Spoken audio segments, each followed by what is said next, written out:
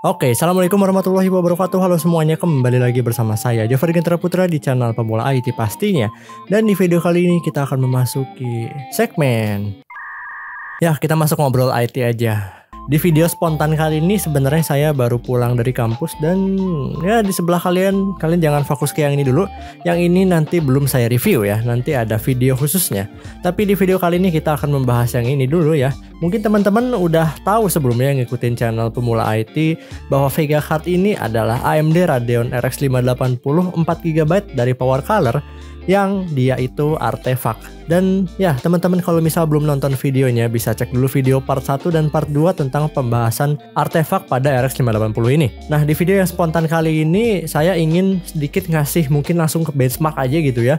Beberapa benchmark dari RX 580 yang dia itu si clock speednya atau bisa dibilang GPU clocknya itu di limit di 600 MHz. Ya kalian nggak salah dengar itu lambat banget gitu ya. Tapi untuk memory clocknya tetap di 1750 MHz ya. Nah kenapa di limit? Kalian bisa cek juga di video part 2 sebelumnya gitu ya, bahwa Vega Card ini kalau si GPU clocknya itu nggak di limit ya bakal artefak untuk semua game bisa dibilang.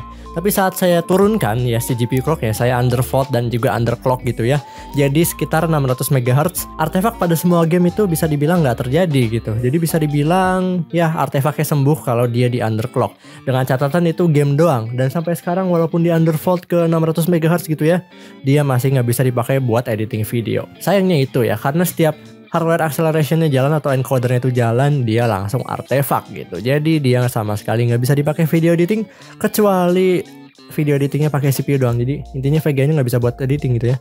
Dan kenapa saya ngetes lagi gitu GPU ini? Karena di video part 2 sebelumnya itu di benchmark singkat bottleneck gitu ya Pak. Sebelum saya upgrade ke Ryzen 5 4500 gitu ya, saya itu masih pakai LGA 775, lebih tepatnya Intel Core 2 Quad Q9650. Ya cahaya mataharinya hilang coy. Jadi untuk semua game bisa dibilang bottleneck banget gitu ya, CPU bottleneck. Jadinya performa dari RX 580 yang di underclock atau di undervolt ini nggak bisa maksimal.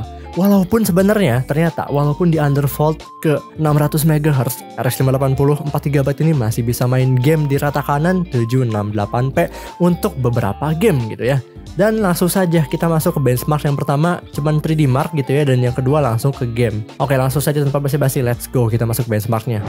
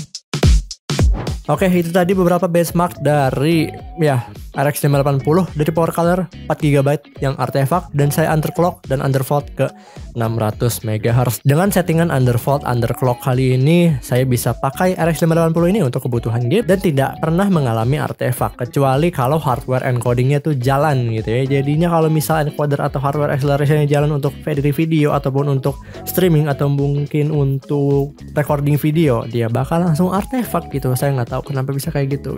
Masalahnya kan hardware encoding itu dia nggak bisa di limit gitu ya, beda sama tadi GPU clock atau memory clock tuh bisa di limit. Kalau misal dia penyebab artefaknya gara-gara GPU clock, dia bisa di limit kayak tadi gitu ya ke 600 MHz, jadi dia nggak akan artefak lagi. Tapi ini saya nggak tahu penyebabnya apa gitu ya. Setiap hardware acceleration atau encodernya jalan untuk kebutuhan video editing atau streaming dan recording tuh dia langsung artefak, sama sekali nggak bisa dipakai gitu ya. Jadi ya ini sayang banget di VGA card gitu ya. Dan ya saya bangga sama RX 580 ini ya. Sudah saya pakai sekitar beberapa bulan ya. Kalau nggak salah 2-4 bulan lah saya pakai VGA card ini untuk menggantikan GT 630. Dan ya tadi kalian udah bisa lihat benchmark gamenya, ini masih bisa untuk main game rata kanan di resolusi 768p. Kalau misalnya ini full performance dan tanpa di undervolt, ini harusnya bisa main beberapa game di rata kanan 1080p termasuk GTA 5 dengan lebih lancar lagi. Oke teman-teman, terima kasih telah menonton video gabut kali ini sampai akhir. Jika ada pertanyaan boleh komen di bawah. Jangan lupa tekan tombol subrek, nyalakan lonceng notifikasi. Mohon maaf jika ada kesalahan kata atau kesalahan dalam penyampaian informasi. Terima kasih. Wassalamualaikum warahmatullahi wabarakatuh.